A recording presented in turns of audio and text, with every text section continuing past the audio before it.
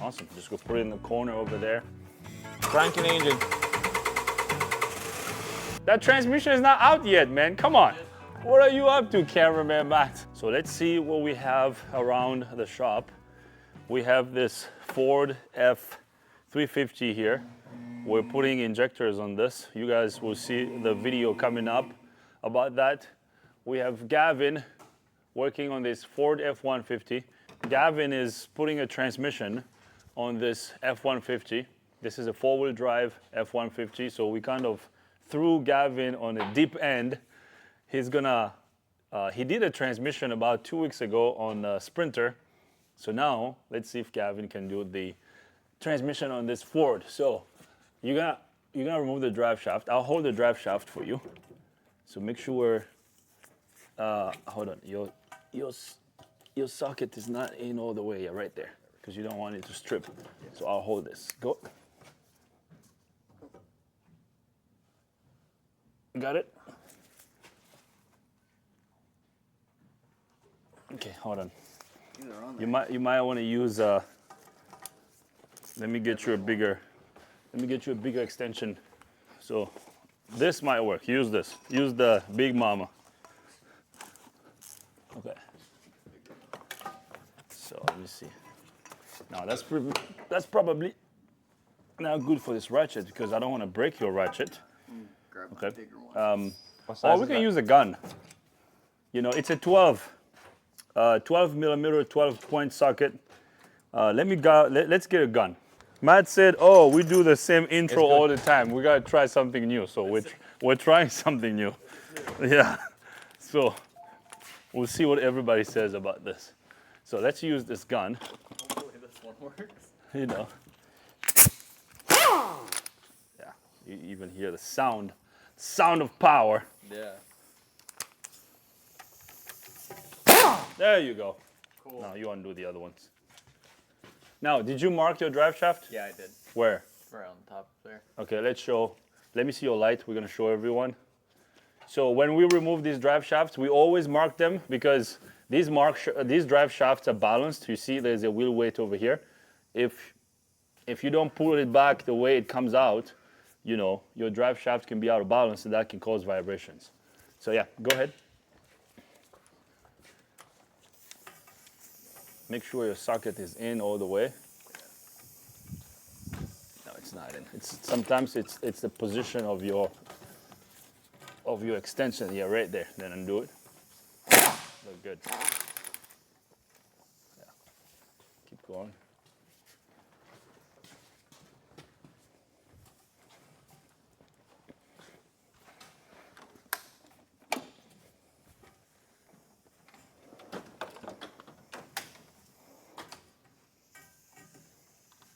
Make sure your socket is way on there because we don't want to strip it. Yeah. Yeah. Okay. Hold your gun straight. Yeah. Go. Nice. Do the other one. Okay, now you want to be careful because you don't want this to fall on your head. Okay. Yeah. Keep one hand on it. Go. Nice. Perfect. So remove that bolt. Nice. Okay. Now it's not going to come out. It's probably stuck on the differential flange. I'm going to tap it out a little bit. Now put your hands over here because you're going to catch it. Nice. Now slide it out. It's going to slide out this way towards me, towards the back. Yeah. You got it? Nice. Awesome. Just go put it in the corner over there. Good job, Gavin. So Gavin has removed the drive shaft. Look at what we have over here. So this is a four-wheel drive vehicle, like I said. Transmission is coming out. We already did the diagnosis. Transmission is bad. Now, Gavin, the next thing for you is you're gonna drain the fluid out of the transmission. The fluid hasn't been drained yet, right? Now, this oil pan does not have a drain plug. So Kyler, if you can show everyone this oil pan, there isn't a drain plug on this. So you're gonna have to put your drain pan over here and then undo all the oil pan bolts. you're gonna leave about 2 in the corner over here, and then when you pry the oil pan down, your fluid will come out. You drain the fluid. After you drain the fluid, put the oil pan back. Then we're gonna remove this cross member. Okay, we're gonna undo these 2 bolts, and then we're gonna undo the bolts for the transmission mount. And then, I don't know if we have to remove the exhaust. Probably not. Looks like the exhaust is out of the way, so we might have to. Yeah. Looks like, because you see this pipe that crosses over, this is gonna be in the way. So the exhaust has to come out, and then after the exhaust comes out, then we're gonna put a transmission jack under the transmission. We're gonna lower the transmission a little bit. Then we're gonna remove the transfer case. I wanna remove the transfer case first, because if we take the transfer case off of the transmission, we're gonna get some weight out of the transmission, so it's gonna be a lot easier to remove the transmission when the transfer case is out. So the transfer case is coming out, you're gonna undo all the transfer case bolts, then it's gonna slide out. I'll come help you once you get there. And then you're gonna do the torque converter. You know, you're gonna remove the plates. We have 2 plates back here. Yeah. You're gonna undo these 2 plates. And then I marked the front drive shaft too, in case we gotta remove it. Yeah, we gotta remove the front drive shaft. Oh, you marked it? Yeah. Oh, perfect.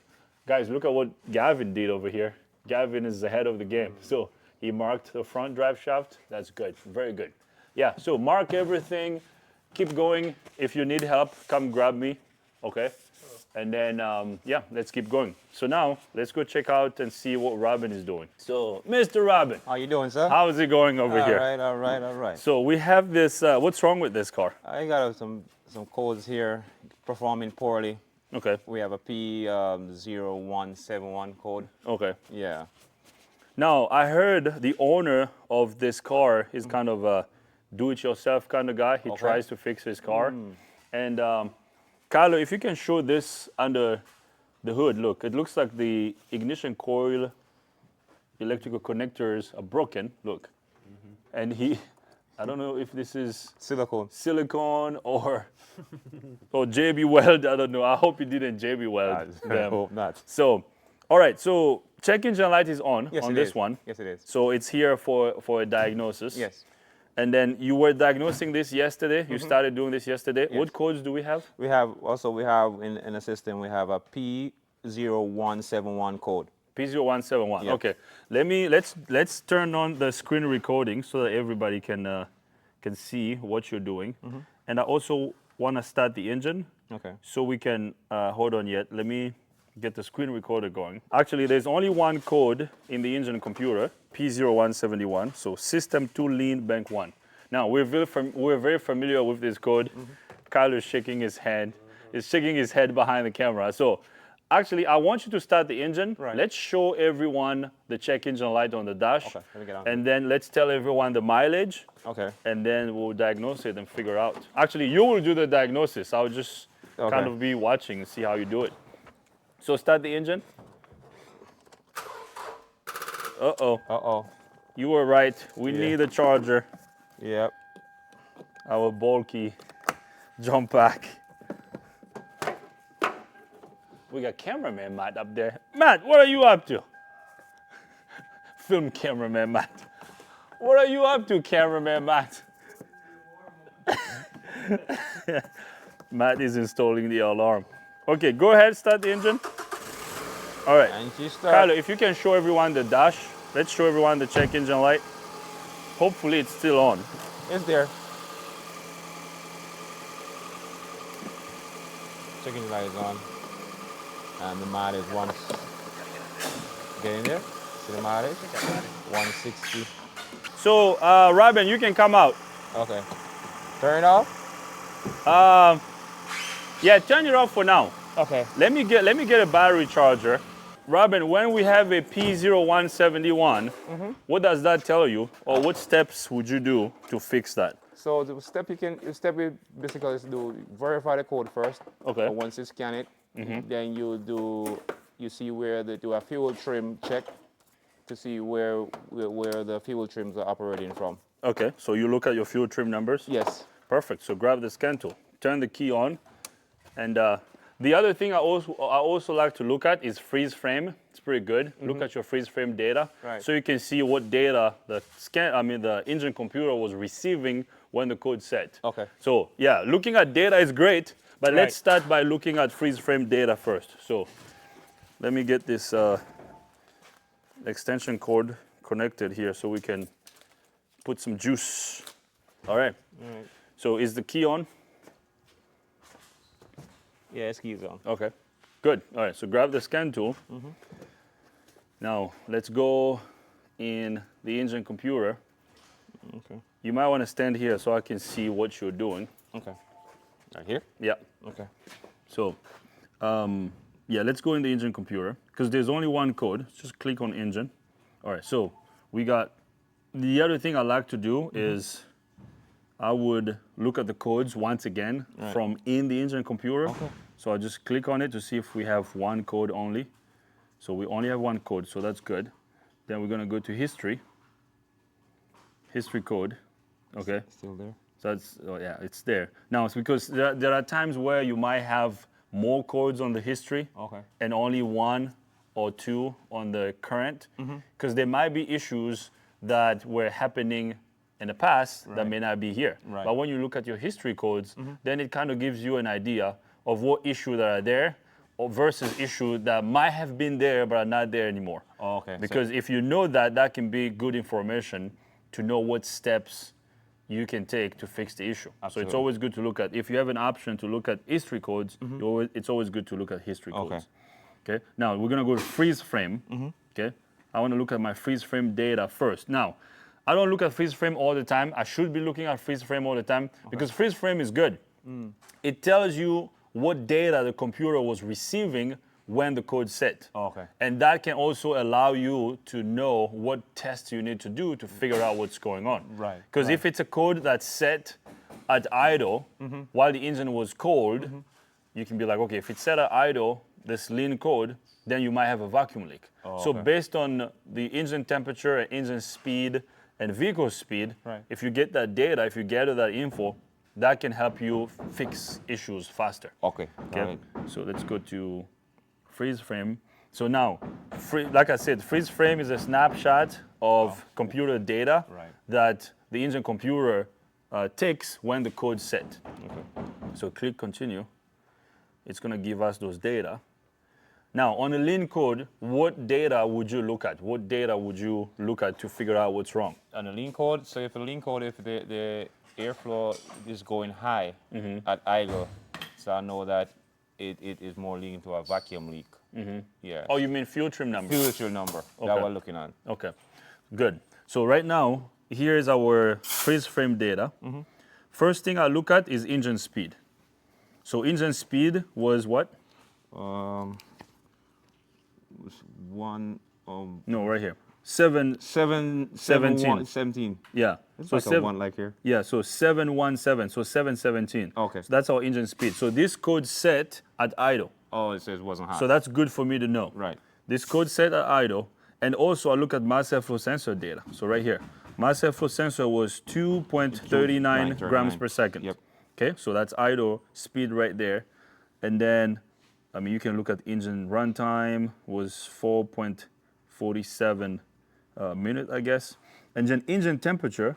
So engine temperature was right here, 188 180. degrees. It's So this idle. code set at idle and at operating temperature. Yep. So that's good for me to know. And then the next thing I want to look at is vehicle speed.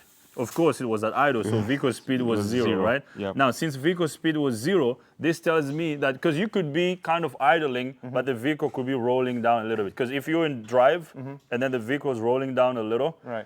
your engine RPM could be low, but the vehicle could still be moving a little. Right. So this over here, vehicle speed was zero. Okay. So this code set at idle, Right. engine temperature was at operating temperature, Right. and the vehicle was standing still. Right. Okay, so that means whatever that's happening, we can duplicate that here in the shop. Yeah.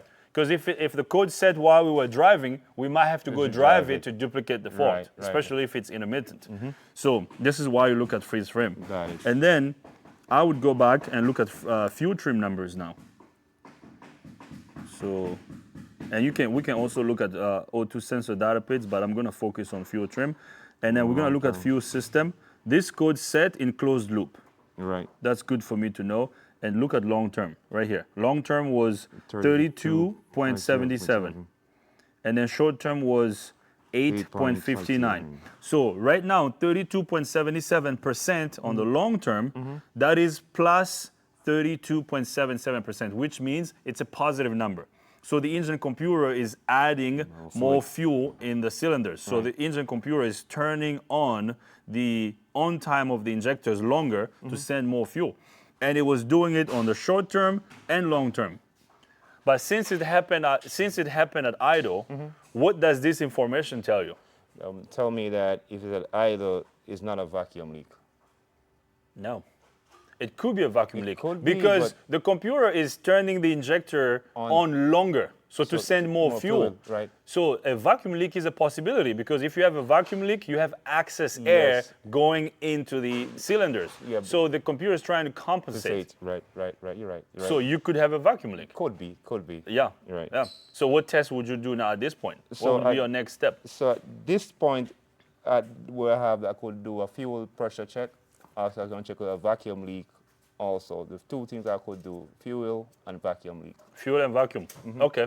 So you would test for a vacuum leak. Yes, Okay. You would test for a vacuum leak and you would test for fuel pressure. Yes. That is good. I like because you're on the right track. Right. But for me, I mean, I've done this for a long time. you're Okay. speedy. So because speedy know, ball. with this, accuracy and speed is the key. Yes. Okay. You want to be fast and accurate. Yes. Okay. Right. And that's why I'm teaching you this so you can be fast and accurate. Absolutely. Because if you are fast and accurate, then we can fix more cars. Absolutely. Then it's good for everybody, right? Yes. So what I would do next, based on the data that I saw, I would start the engine, graph my fuel trim numbers, long term and short term, and then I'll watch them at idle. Right. Okay. I wouldn't even focus on fuel system first. Oh, okay. I would go after a vacuum leak because if you have a vacuum leak, your fuel trim numbers will be high positives at idle. Yes. Then you increase the engine RPMs to see if they change. Right. If they change, then that's a dead giveaway of vacuum leak right there. Okay. So now what I would do next is, does that make sense? It does. It does. A little bit nervous. You're a little nervous. Why are you nervous? On camera. You're on camera? Come on, don't be nervous. I tell it. Just don't look at the camera. Just look at me. I will. Okay. All right. So then just go back. Okay. Now let's look at the data. Your finger's so big. So don't be nervous. Gavin is over there looking at us. You know, Gavin's doing well. Let's film Gavin. When you're done, I need help with that. Oh, you need help? Clean it out. Yeah, it's full. It's full. Yeah. I thought you just emptied them. They did. All right, I got Oh, probably really? do it Hold over. on. Let's see. Yeah, let's keep filming. Let's see what's going on. Yeah, I just opened and closed the valve that needed to be closed, but it's There's no, it's not. There's a gauge over here. Here's the gauge. Look, Hold on. this is the gauge. It's empty. Yeah, unless this is valve. clogged. well, This is the probably valve was clogged. open and it still was All right. going through. Hold Might on, be hold on. clogged. Hold No, you gotta lift this up. Yeah. Hold on. Hold on. I think I know what's going on. I think it's clogged. It's full. It's full. This here is full. Hold on here. Okay, so you open this, Hold on. I think I know what's going on. Something is in here. or maybe it's clogged. Maybe Yeah, it something was got clogged clogged. over here. Yeah, here was clogged. Kyler, you want to show this? Oh It's too bright. if it's too bright, it's too high. Too high. You're coming in my hand. Okay, no problem. Something clogged this. All right, that's Gavin's job to do. Let's go back. Gavin, you need to figure out why it's clogged. I think something got knock on this. Knock on the tube here. yeah. I'll figure it out. Something probably fell into this and clogged this tube. The line Yeah. is clogged. I'll figure it out. All right. All right. So back at this. Right. All right. So now let's go back. One more. Go to data. Because we already know what the code is. That's so big. Why do you keep pressing on the keypad? Okay, go to data. Okay. Now we're gonna go to engine data. Right. You know, we have a bunch of data PIDs. I'm not gonna look at all of them. We're gonna customize this list. Right. I'm just gonna look at data PIDs that are useful to me. We're gonna grab our engine speed, mass airflow sensor data PID. I'm gonna grab engine temperature, coolant temperature. We're gonna grab our short-term and long-term fuel trim. and then I'm gonna grab my my fuel system. I gotta know if we're in closed loop or open loop. Okay. I'm gonna grab my O2 sensor data pins 2. Okay, that's it. Okay. Okay, so now go ahead and start the engine. All right. Gavin, you okay? Yeah. Did you figure out why that thing is clogged? About to. Okay. Are you ready now? Yeah, start it.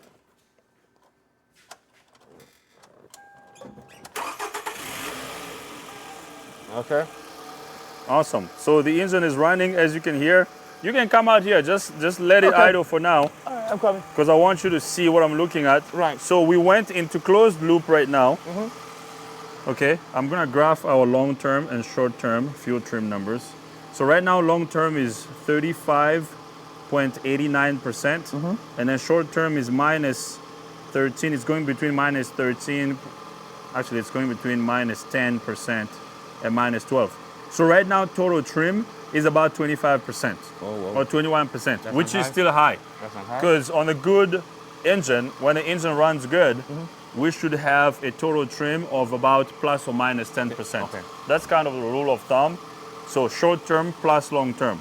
So this over here is too much. So this over here tells me that this vehicle either have a vacuum leak. Yeah, that's true. We could have a vacuum leak Right. or a dirty mass airflow sensor, because a dirty mass airflow sensor Yeah. can actually throw off your fuel trim numbers Oh, too. okay, Because okay. if a mass airflow sensor is dirty and it's not telling the engine computer how much air is going in the Right. engine, Wrong signal. yeah, if it's sending a wrong signal, Right. well, guess what? The engine computer is not going to know how much fuel to send in the cylinders. Like I said, I learned. So now here's what we're going to do. So we know our numbers are bad at idle. Right. So let's rev up the engine to about 3,000 RPMs to see if our fuel trim numbers will get better. Okay.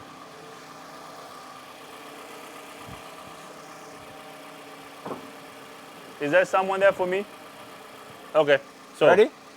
we got, hold on, Robin. Okay. There's someone wanting to talk to me. I'll be right back. All right, I'm back. So turn the key on first. I had to go check in a customer because my Keys man on. Steve is stuck in traffic. Actually, that guy, the customer that was here, Right. he's a mobile mechanic. Oh. He has a Sprinter van. Okay. He wants us to look at it. It's losing power. Okay. Yeah, he works on tractor trailers. He works on trucks. Oh, okay. And I was like, yeah, good, man. Maybe we can do some stuff together in the future. Nice. Because nice. we've been getting a couple of trucks over here. So Yeah. yeah, maybe we can work together. Yeah, good guy. He's going to bring it back. I told him to bring it back on Friday. Okay. We'll diagnose it. Okay. All right, so where was I? Start the engine. Start the engine. Yeah.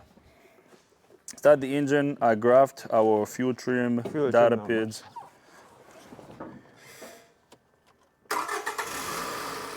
All right, let me come out. No, stay in the car for now. Okay. 3,000 RPM. Hold on. Okay, yeah. So our fuel trim numbers. Let me stand over here so I can tell you. Okay. So right now our fuel trim numbers are high at idle. Okay. Right. So right now long term is 35.89%, which Okay. is way high, and then short term right now is going between minus 8.61 and minus 9.39%. All right. So now increase the engine RPMs to about 3,000. Hold it there. 3,000. Holding. 3,000. Yeah. Now when you're holding, Yes. our fuel trim numbers actually went up. Oh.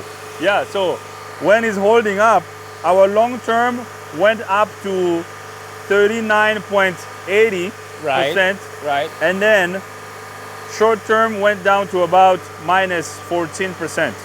All right. Come out. I want you to see this. Yeah, I need to see And then that. tell me what you think is the issue.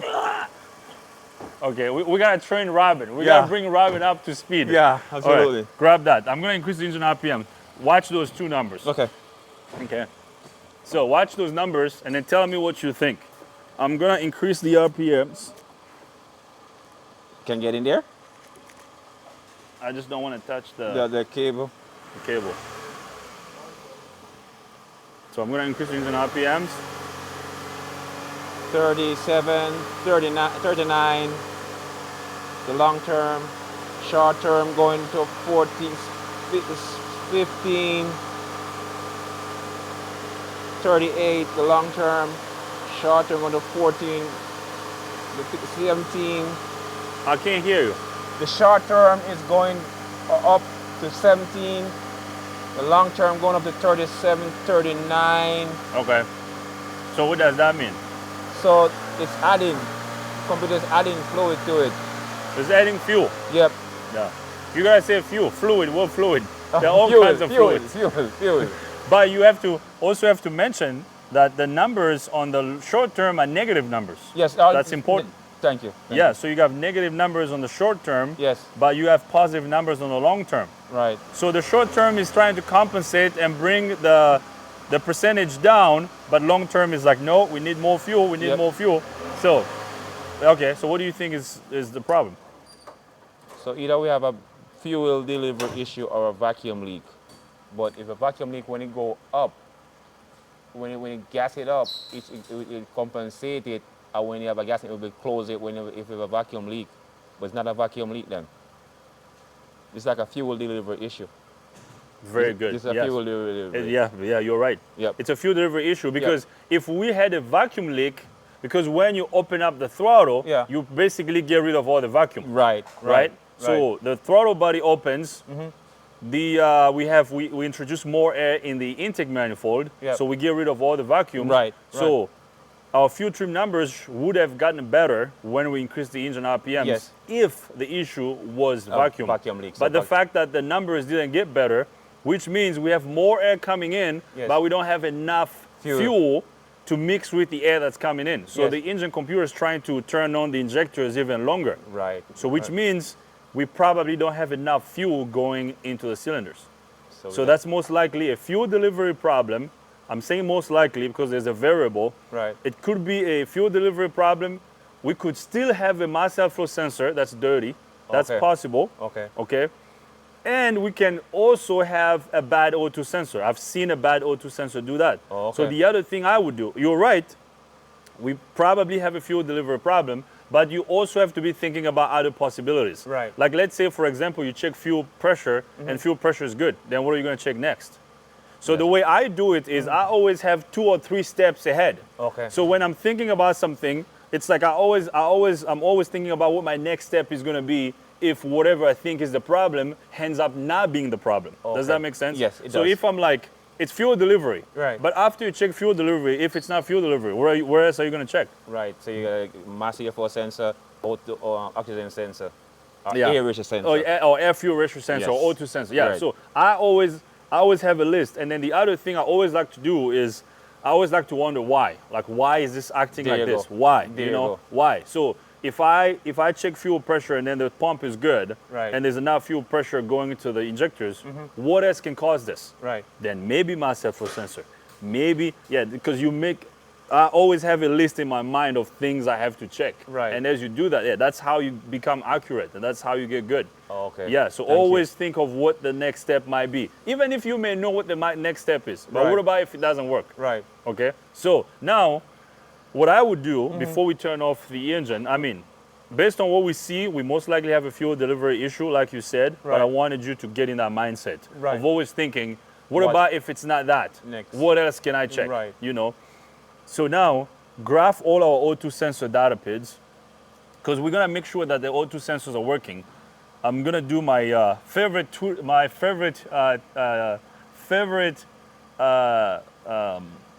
test I like to do. Favorite trick. Graph the O2 sensors. I'm not used to your tools, so I'm nervous. Come on, man! You can't even graph the O2 sensor. My mic scan too, but you're a little bit. You just click on it. Okay. This thing only has 2 O2 sensors. So you see these two? The first one is the one before the cat. This one is the one after the cat. Okay, you see? Actually, let me get rid of the fuel trim numbers so we can just have the O2 sensors, okay? Now, remember, like I said, we could have bad O2 sensors that can cause this condition too. So now I'm gonna snap the throttle a couple of times. You see how our O2 sensors are changing? Yeah, they're reading. So that tells me that the O2 sensors are seeing the oxygen change in the exhaust stream. So based on what I see over here, I can kind of tell already that the O2 sensor is good. But My favorite trick is I like pumping the brake pedal because this brake system is vacuum operated. So I'll pump it to see if I can drive these O2 sensors lean. Actually, as I do that, our short-term numbers should get even worse. And the engine RPM is actually getting lower. I don't know if you can, are you paying attention? Yes, I'm hearing the engine dropping. Yeah, like rev. the engine is almost about to die. Right. Look at how this second O2 sensor went down to 0.04, and then this one is going up. Right. Okay, so this number on the Toyota, on the first O2 sensor, means that's a lean number. Okay. So I'm gonna let off. Look at how they will all go. This one's gonna go down, that one's gonna go up. You see? Yeah. The second one is going up, the third one went down. So they are responding to the oxygen change, to the oxygen content change in of the exhaust. Yeah. So our issue is not the O2 sensors. Right. So just by doing this, I can already rule out a couple components. So based on what we did, I know our O2 sensors are good. We don't have a vacuum leak. No. Okay. So our issue could be fuel delivery or mass airflow sensor. But where are we going to start? We could start the easiest one first. Which one? The mass airflow sensor. Yes, we can. Yes. Or mass airflow sensor, we're going to have to bring out a scope, look at the wires. That's not the easiest option. Easiest option would be checking fuel pressure. So let's get a pressure gauge. Okay. Let's tap into the fuel supply line. Right. The fuel supply line that supplies fuel to the injectors, and then let's see how much fuel pressure we have. Okay. All right? All right. So get the tools and let's do that. All right. So now we're gonna use our fuel pressure gauge and some adapters to see if we have enough fuel pressure going to the injectors. Yeah. But the other thing I didn't mention, which I feel like I should mention, this can also be caused by the issue we have. Right. Can also be caused by partially clogged injectors. Okay. Because if our fuel, like I told you earlier, I always like to think of About both. possible causes. Right. Like if I do the test I do and then my tests come out good. What else can I check? Or what else can cause this? Right. So after we check fuel pressure, if our problem is fuel pressure, then we're good. Right. But if fuel pressure is good, the other thing we might want to check would be the mass airflow sensor or our injectors, and we can do an injector flow rate test. Oh, okay. Because we can have injectors that are not sending enough fuel in the cylinders, and that can cause this condition too. So the first thing we're gonna do is, Kylo, you might want to come under the hood. Let's remove the top of the air filter box. Okay. Robin. Give me a second. And then as Robin is doing that, I'm gonna grab the adapters that we need. I like using these adapters. Yeah. Pulling these 10 bolts off. And pull those 10 around here. And also, there's one back here. We're gonna move this 10. Undo the bolt. And also we're gonna undo this clip fastener. Take the squeeze on it and pull it back. So, all right. I'm gonna lift it up. And we just gently pull it out. And that's it. Nice. And he also got his fancy Canon filter inside there. I don't know. I don't really like those filters. I don't know why people like them. But it's dirty. Yeah, I know. I don't like those filters. You need a new filter. I don't know. I guess some people like them. Okay, so we're gonna get to the fuel. Where is that line? It's over here. Kylo, can you see this line here? Can I see your light? Yeah. Sure. See that line right there? Yeah, that's a fuel line. Okay, so I'm gonna disconnect it. Okay, I don't need to show you guys. So we're gonna. Hold that ready for you. Yeah. Do you need to move this box? I mean, we can, but we don't have to. Okay. Let me see if I can do it without removing the Work the your bottom. magic. Yeah, I'll try. Some Congo voodoo. Yes. Someone told me there are no Congo voodoo. There is. There's no Congo voodoo out there. It's not true. We don't have voodoo. We're good people. Yeah, they're wonderful peoples. Look, I just disconnected this fuel line right there. This is how much fuel came out of it. We should have, like, when I disconnected it, a lot of fuel should have come out. So that's a problem already. Wah, wah, wah. Yeah, that's a problem because, let me put it on the bottom. Yeah. Yeah, because, I think we're on the right track. We most likely have a fuel delivery problem. So can you hold this for me? Sure. Now I'm gonna connect my adapters to this. All right, so I'll get these connected and then Kyler can show you a closer view of this. Okay, let's show Kyler what I just did. Kyler, can you see that? I have an adapter there. The adapter is connected to the line, to the fuel line, and then we have a gauge. Perfect. So our gauge now is connected to the fuel system. So now go ahead and hold on. Let me put the mass airflow sensor on. We don't want to set more codes. No. Not that it matters at this point, but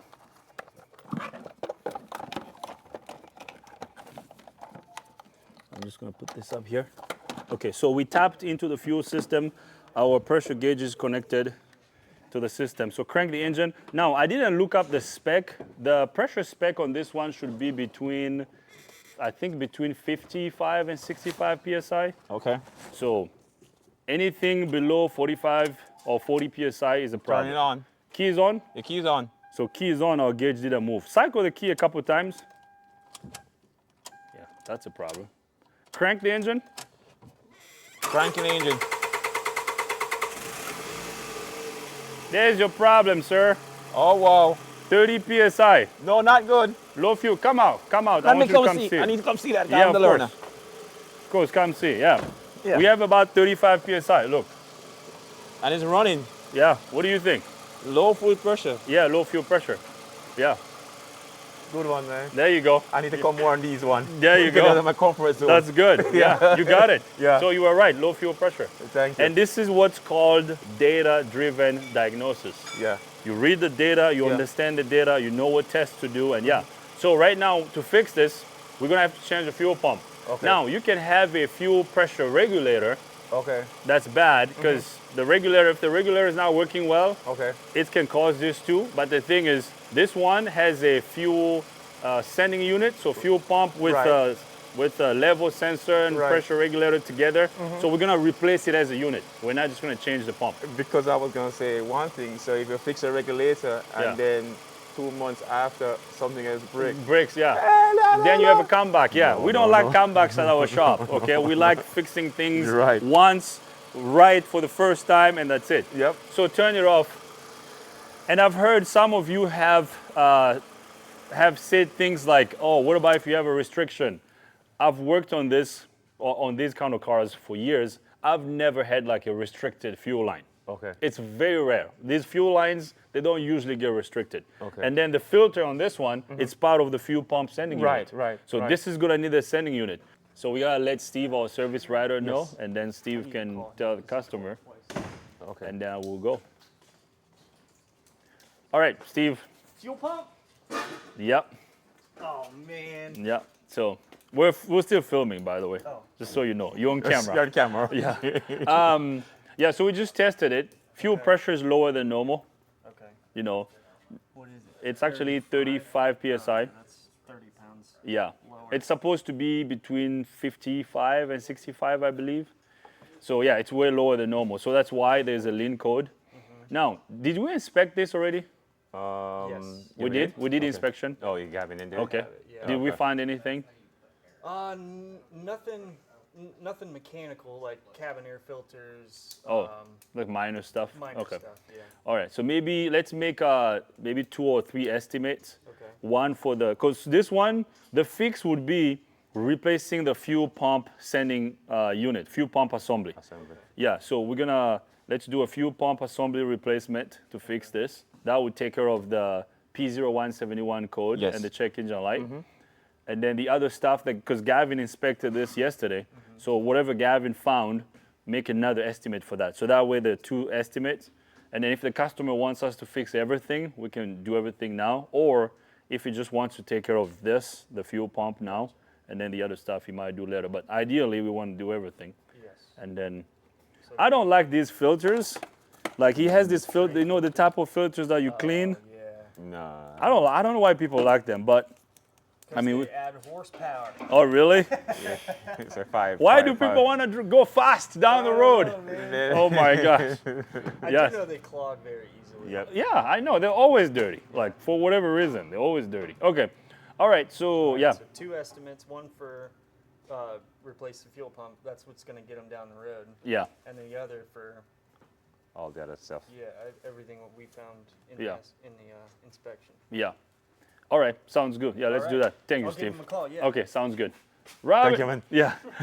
All right, guys, that's it. We're gonna leave this right over here. Be on the lookout for part 2. I believe we're gonna get the job so we can fix this. But if we don't get the job, we're gonna drive it outside and we're gonna move on to the next vehicle. My man, Robin, Thank you for your help. Thank you. Thank you for being here. Okay, so why don't you get in the comment section, leave us a comment, question, criticism. If you're not a subscriber, subscribe to our YouTube channel. If you're a subscriber coming back to watch this, I appreciate you. My man Gavin, thank you for your hard work. That transmission is not out yet, man. Come on. Just fix the drain. Oh, can you show him? Look, he's taking his time. I thought the transmission would have been out by now. Oh my, oh my gosh. Anyways, we're having fun. This is good. Cameraman Kyler, thank you for being behind the camera. See you guys next time. All right, guys, it is the next day. We made the call yesterday. We're gonna replace the pump, the fuel pump assembly on this Camry. Yes. So, you think after we change this, this is gonna be fixed? Absolutely. Yeah? Yes. Awesome. So Robin is going to install this pump on this Camry. After we install the pump, our fuel pressure is gonna go back to normal. Yes. And then our lean code won't be in the engine Gone. computer anymore. Right. Okay, you ready to do this? Absolutely. Let's do this, brother. Yes, sir. So to replace this pump, we're gonna have to get to the back seat. We have to remove the bottom part of the back Right, seat, right. pull it out so we can get access to the pump. But before we actually change the pump, there's one more test we didn't do. Okay. I don't think that's the issue, but since we always check and double check ourselves, Right. we have to test this. We No have problem. to test the wiring of the pump because this pump is electrical. It's an electrical pump. Right. It's an electric pump. We're gonna have to make sure the pump is getting good power and good ground. Yes. Because if you have a voltage drop problem in the pump circuit, that can affect the pump output. Absolutely. So we True. have to make sure there's good power, good ground going to the pump. If that's good, then we're gonna change the pump. All right. So I'm gonna need you to remove the bottom piece of the back seat. Right. And then I'll grab a test light so we can check the pump wiring. If the wiring is good, then you can happily install this because I know it's gonna be good. All right. Behind the camera, we have our famous cameraman, Kyler. Kyler, thanks for being here. It is a great day, guys. Yes, it is. Let's get some cars done around here. So now, let's go in the vehicle. All right. Okay. So that's your access panel to the fuel pump. Now we just remove this, Yeah, you're just gonna pry that up. the seal. Like, they seal everything good in this one. Careful, careful, careful. Don't hurt yourself now. Nope. That's the Yeah, heating move department. along as you go. Yeah, now pry that. Yeah, go around. Yeah, keep prying. Keep going around. There you go. Yeah, pry up as you go. Nice. Almost there.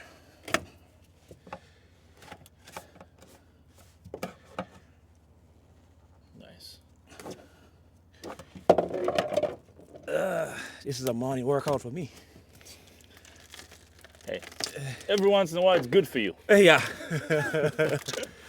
Yeah. Nice. Push the grommet in like this, so you can just lift the.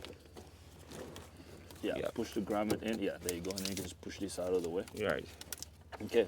So now disconnect the connector. Is the flashlight in the way? No, you're Good. No, just leave it over here. Yeah. Okay. Disconnect the connector. Man, Push this is like deja vu. I just did kind of a similar test with, was it with Matt? Yes. There was a Corolla here. Was it the blue Corolla? I think it was blue or black. Yeah, I think it was blue or black, whatever color it was. We did one at the last shop, like right before we left. Well, before we left, we did the same one, right? Yeah. This doesn't wanna We've been getting a lot of these. Make sure you're pressing the tab down all the way. pressing it all the way down. Let me see. Let me see. So it's this one. I'm squeezing. Everything in this car is tight. It's really tight. Sometimes you have to push the connector down a little to release the pressure on the tab, and then I was gonna get a pick and come on the bottom of it. yeah, we might have to do that, or maybe a little like needle nose pliers. Yeah, I got it. Yeah. One second. Can you get a pick? Yeah. Yeah. Ooh, this connector is freaking tight on there. That one is really tight. Jeez, nothing is easy on this thing. It's usually when you just press this tab down, you press this down and then you pull. It's really stuck. Yeah, so carefully. So this is Yeah, there you go. There you Nice. go. Yep, That's it. very good. So now we're gonna undo the lid. This lid over here. This is gonna pop up like that. Come on.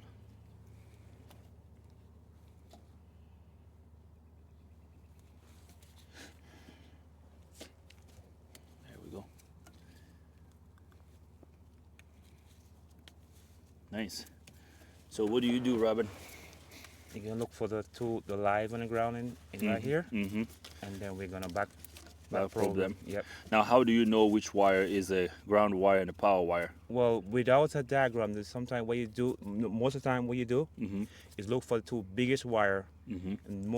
and those generally is the live on the ground. Okay, that's awesome. That's true. You look at the wire, the big wires, so Yes. the heavy gauge wires. Yes.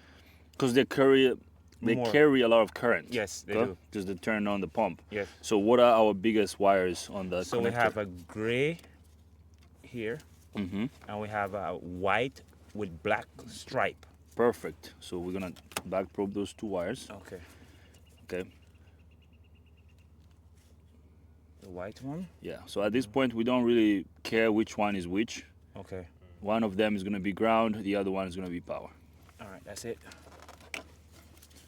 Now, to some of you guys out there who are Toyota specialists, I'm sure you know, I believe the power is gray and then the white one is the ground, but Okay. I could be wrong. Anyways, I don't care. Yeah, go ahead and plug it back in. All right.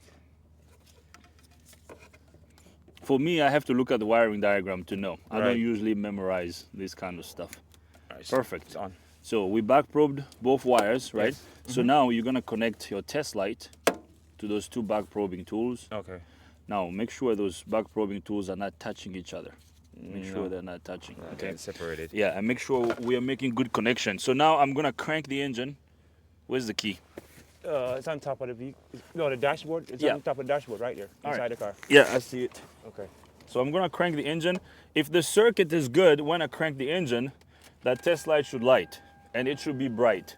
If the test light is lit and bright, that would mean the circuit is good, and then at that point we're gonna feel comfortable changing the pump.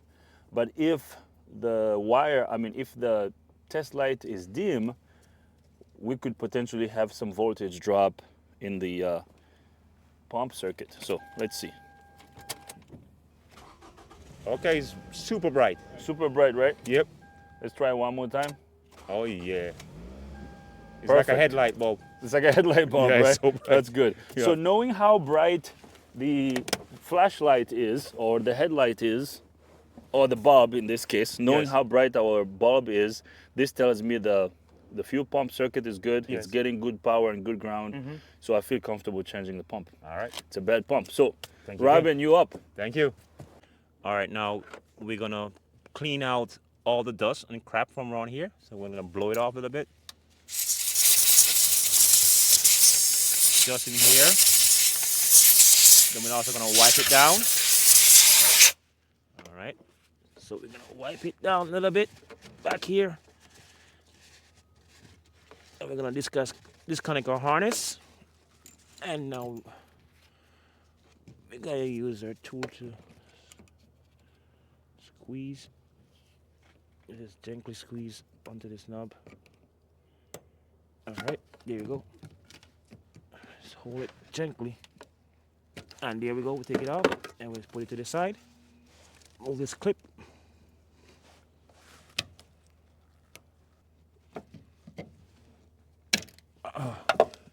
There you go. Got it. I got it. So use it and put it to the side. Cap it away and put it to the side. Now we're gonna get our 8mm socket. And we're gonna undo the fasteners.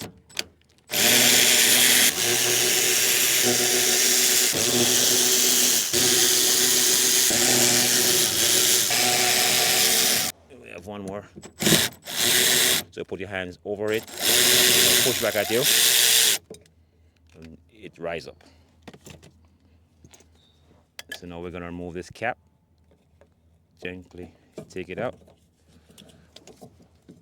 Put it to the side. And it have a lot of gas in the tank. And I don't like take them apart when they have so much gas in it. I hate them when they have so much gas. So we just turn it around.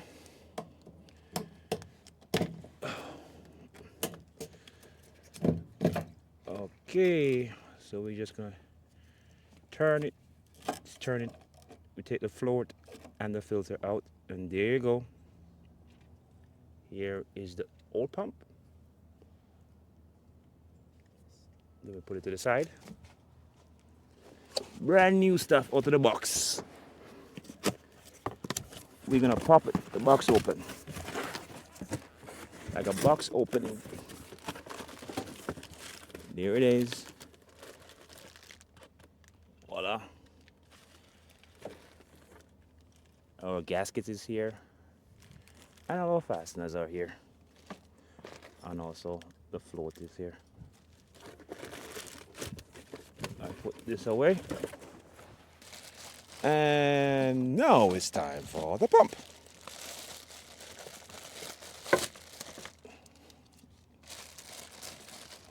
Oh, these Watsons love me, but I don't love them. Now we have their new pump. So that's it. Let's put this bad boy back together. Send her on the way. Before we do that, make sure the gas surface is clean. Our gasket's supposed to be down here.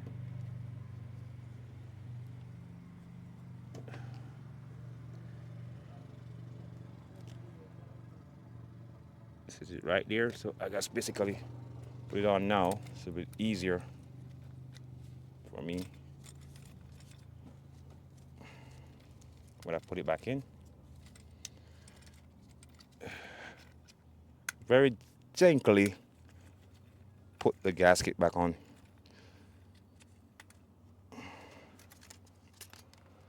Right up top. Just put it back, Jerry's gently back up here. I hope you guys hear me clearly. Hear me clearly, Doc? Oh, yeah. All right. So now I'm gonna put it in, gently turn it, let it sit properly inside. Just hold it and turn it around. Not giving you guys any idea when I turn it around, but just gently put it in. Now we get our cap and put our cap back on. You know, this one go right here, the harness go right here. So just gently push it down. And there you go. So we're gonna get our new fasteners. Just hand tight it.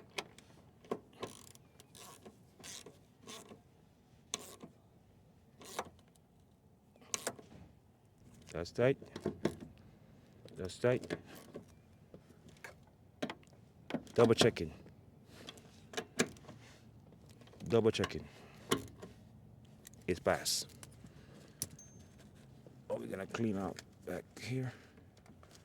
Remove, before we do that, remove this clip. Let me take off this cap. So we're gonna reinstall back the line. Gently put back this new clip in slowly.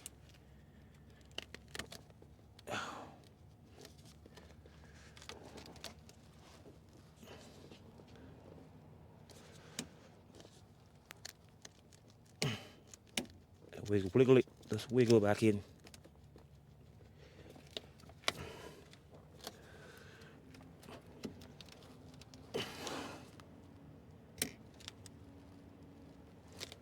Move it back in. Sometimes don't want to cooperate. And now we're gonna get to what? Boom boom sauce.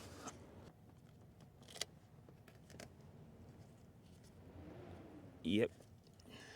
Once you lubricate it, you will get in there easier. Dr. Kyle, I'm giving you jokes. See, so easy. Ah, little boom boom sauce, you know. I ain't putting no words in nobody's mouth now. No, I'm not. I'm just saying, you know what I mean? I'm just saying. You work a little bit easier. You dry, you know. See, work when it's too dry, you know, it doesn't work. So I don't know. So now we're gonna put back. Behave yourself, Dr. Kyler. We're gonna put on the harness.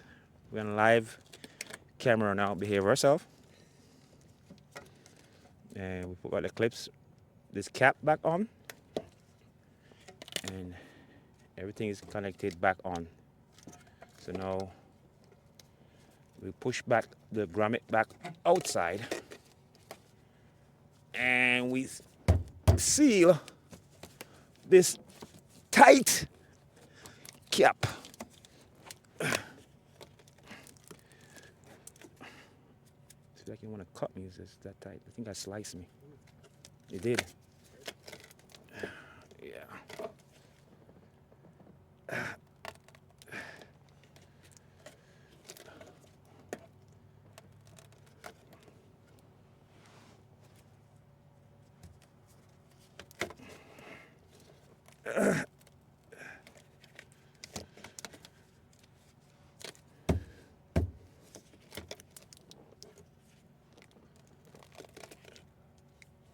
This go right here. There you go. That's it. Let's push back this in. That's it. Put away our tools. That's all the old parts. I didn't lost anything. All new. Get back in there. Put our light. Now we're gonna start her up. All right. Make sure it's in neutral so it's stick shift. Handbrake is up, clutch is down. It's gonna take a little bit. That's it. And we turn it back off to make sure it's a really start. That's it. For emphasis, turn it off. No problem. That's it.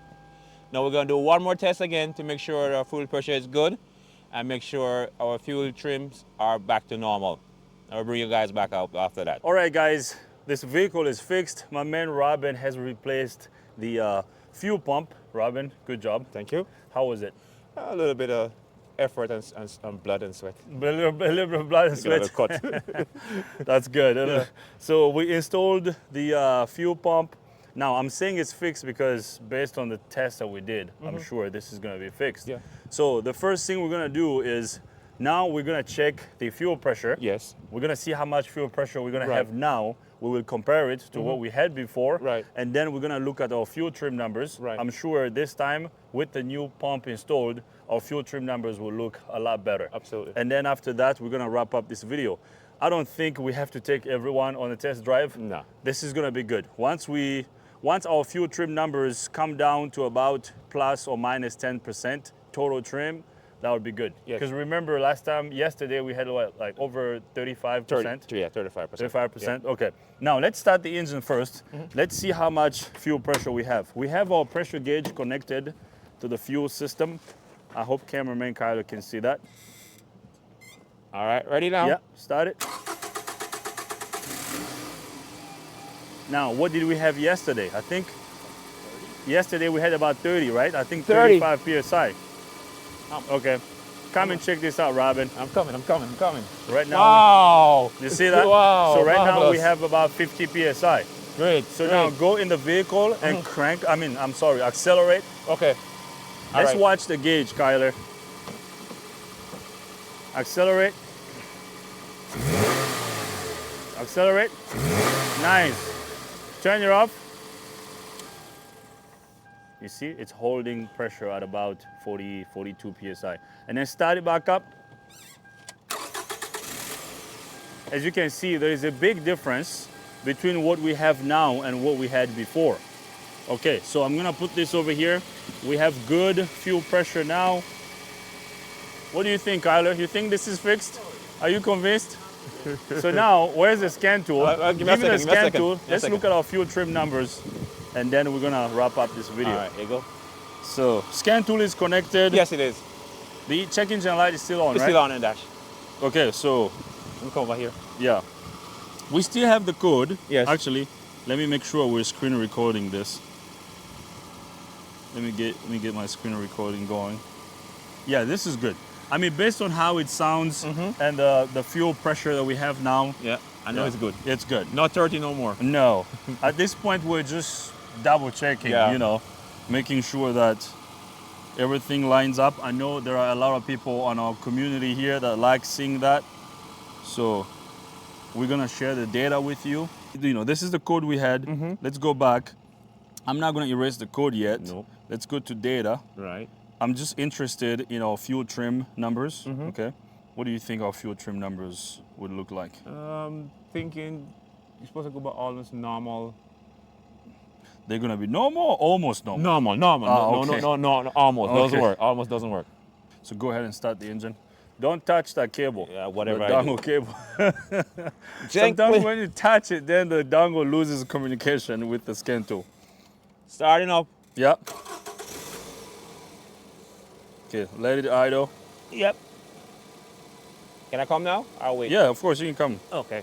I mean, we're still in open loop because our short-term numbers haven't changed yet. Right.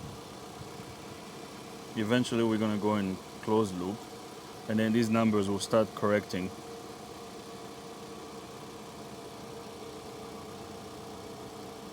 Yeah, right there. Okay. So we went into closed loop. We have high negative numbers on the short term, and then we have 23.40 on the long term. We have minus 12.51. So now they're canceling each other out. Okay. Because if you take the 13.29% out of 22.60, so right now total trim is, oh look, Okay. right now total trim is about 3%. Yep. Because we have 22.62 on long term and then 18, so it's varying between minus 18%. So right now total trim is about 5%. Okay. Yep. So this is fixed. It is. Now based on the numbers we have, I can tell that this is fixed. So get this minus, since we have a minus number here, take the minus out of this positive number on the long term. Right. So the short-term number, subtract this number from the long term. long term. Now the question you might have is, why are you asking me to subtract? Because this is a negative number. Oh. So remove this number from this positive Positive number. equal. So let's do 23 minus 17. That's about 6-7%. Yeah. So total trim right now it's about 7%. So it's So this is fixed. normal. Yeah. Thank you. This is fixed. Thank you very much. You happy? Yes, I am. Okay. So turn off the engine. Turn the key on. I'm gonna erase the code. Yeah. Thank you. We got a Napa delivery. You wanna show Napa? Free advertising for Napa. Not that Keys they on. need it, but thank you for coming, sir. Thank you. I appreciate it. So let's go back. So I'm gonna clear the codes. Okay. So our lean code is still there. So based on the numbers that we have now, we have a mass effluent sensor code because we disconnected. Yeah. So we caused this code. Yes. And we also have the intake air temperature sensor circuit code because that's part of the mass effluent sensor. So Okay. these are codes we caused. So no big deal about that. So I'm gonna clear all the codes now. So based on the data that we have and the fuel pressure that we have in the system, Yeah. I can 1000% confirm that this is fixed. Yes. That's And that's how we do it here at Kits Auto and Truck Repair. We fix cars right the first time. That's data-driven diagnosis. Thank you. So let's read the codes again. We shouldn't have any codes right now. As you can see, no codes present. Start the engine. Kyler is gonna show the dash. We have to show everybody that the check engine light is off, and then we're gonna wrap up this video. So right there, no lights on the dash. Check engine light is off, so that's good. All right, so fuel pressure, way better than before. We're good. So turn it off, Robin. All right. All right, so let's wrap this up. Let's wrap this up and let's move on to the next Let me turn the vehicle. key on. Hold on. Turn the key back on. Yeah, you can turn the key off. Okay. Yeah, just turn the key off. So we're gonna have another happy customer, guys. Another happy customer. Yes, sir. Now right? happy customer. That's what we Everything all want. good. We want more happy customers. Oh, yes. So what do you think? It's a fixed car. Yeah. Happy customers. We're gonna drive fine. Yeah? Yep. Do you think you're gonna do the next one by yourself? Absolutely. You got it now? Yes, I got it. Trust me. I got it. Sounds good. Yes. All right. Thank you for your hard work, brother. You're welcome. I You're welcome. appreciate it. That's it, guys. We're going to leave this right over here. This is fixed. The issue was a bad fuel pump. We did the test. We replaced the bad fuel pump. As you guys saw, our data got better. Our fuel pressure got better. So this is fixed. We're going to replace the engine air filter and the cabin air filter. We will do that off camera. We're gonna replace the engine air filter and the cabin air filter. We're gonna do that off camera because the customer also approved us to. We're gonna replace the engine air filter and the cabin air filter. We will do that off camera because the customer also allowed us to replace those components. After that, we're gonna call the customer so he can come pick up this vehicle. I hope you like the video. If you like it, give it a thumbs up. If you don't, give it a thumb down. But if you do, give us a feedback in the comment section so we can know how we can improve our videos. If you're a subscriber coming back to watch this, I appreciate you. If you're not a subscriber, please subscribe to our YouTube channel. My man Robin, thanks again. You're welcome. Cameraman Kyler, the famous cameraman Kyler, thanks for being behind the camera. See you guys next time.